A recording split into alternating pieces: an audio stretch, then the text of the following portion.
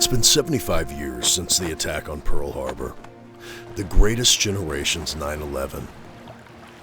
It was a moment that awoke a sleeping giant and catapulted the U.S. into World War II.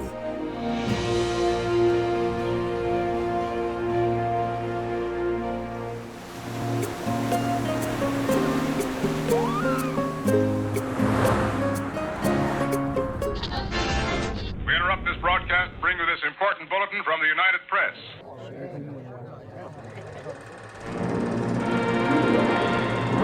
Japanese have attacked Pearl Harbor, President Roosevelt has just announced. Yesterday, December 7th, 1941, a date which will live in infamy. The planes were flying overhead and they said we were being attacked. Then I knew we were at war.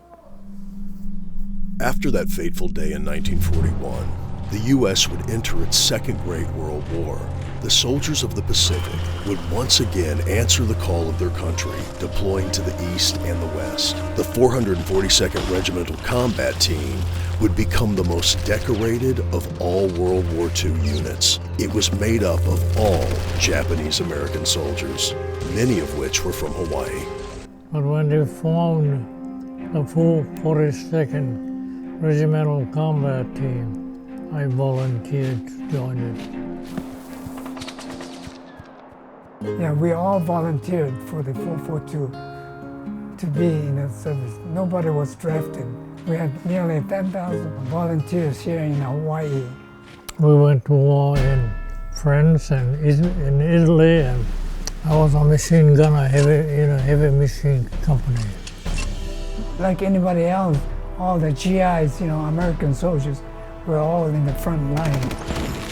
Almost 800 men, severely wounded or dead. But we occupied the ground for a couple of days until the land troops came into Marseille and took over the position. We advanced toward Italy, liberating all the cities and villages on the southern French coastline. After the war was over, we hardly talked about the war. These Americans of Japanese descent who with bravery and honor answered their country's call were another wave in a long tradition of service. On Sunday, June 25, 1950, North Korean communist soldiers invaded the South, triggering what is called by many the forgotten war of the 20th century. Once again, Pacific soldiers would fight a fearsome enemy in a far-off country. My dad was in the service in 442. He encouraged me to go into the Army and then go in war stuff. On July 16th, all hell broke loose. The action started all around us. Basically, our unit got overrun. We had to take the hill, We lost our radio, so we didn't know the color for, to tell which way we need the air support and whatnot. And we couldn't tell artillery to give us more support. Our BR man, he got hit. And he died in my arms.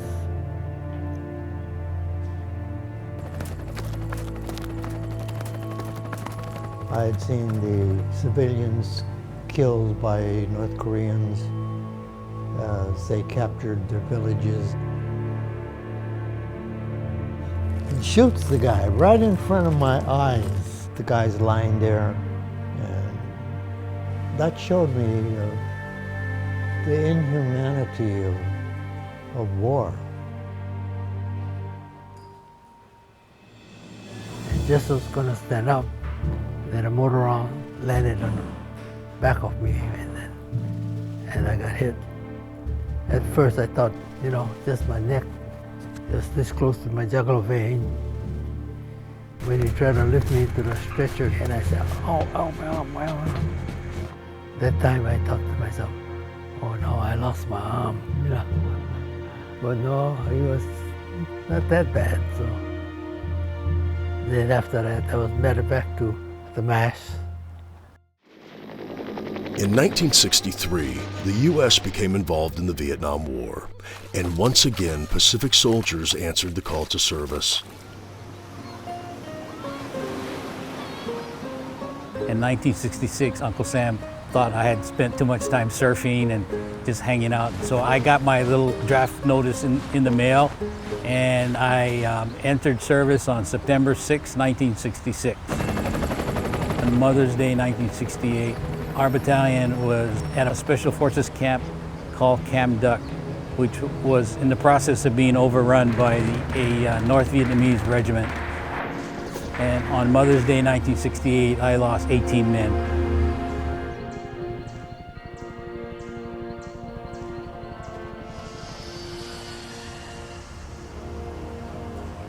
I had the honor to carry what we refer to as our recon battle flag. My two sons grew up knowing that story. And so in 2004, when Nainoa, as a young platoon leader, asked me to send the battle flag to him so that he and his platoon could carry it in honor of my lieutenant, who at that time was still missing in action. And the sad part, or the continuation of that legacy, is that Nainoa was carrying that flag with him the day he was killed in combat. You know, it's been nearly 11 years since we lost Nainoa, and I have not gone a day without him traveling with me. So I wear this button. I've worn this button every day for the past 11 years.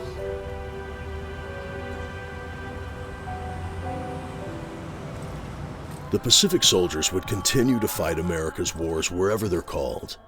They would now deploy to the Middle East in operations Iraqi Freedom and Enduring Freedom, Afghanistan. So I deployed to Afghanistan in 2004 for the first free elections in Afghanistan.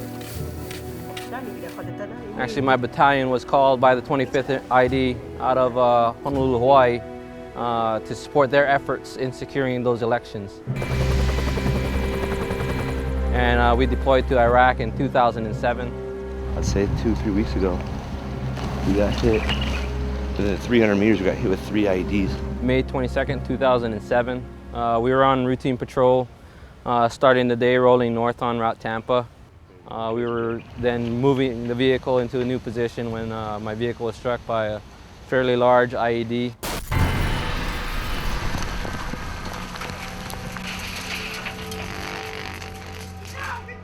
The IED was so large that it punched a significant hole in the right side hull of the vehicle.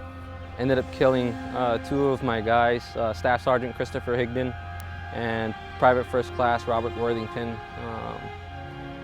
Gave their lives that day. That blast also resulted in the amputation of my right leg above the knee and severed my brachial artery due to shrapnel off of my SAPI plates. These soldiers from Hawaii have fought in every American war through the 20th and 21st centuries. The Pacific soldier continues to defend America and paves a way for peace in the region with our many allies. There's really no way to ever repay them, but we can listen to their stories so that we will never forget their many deep sacrifices.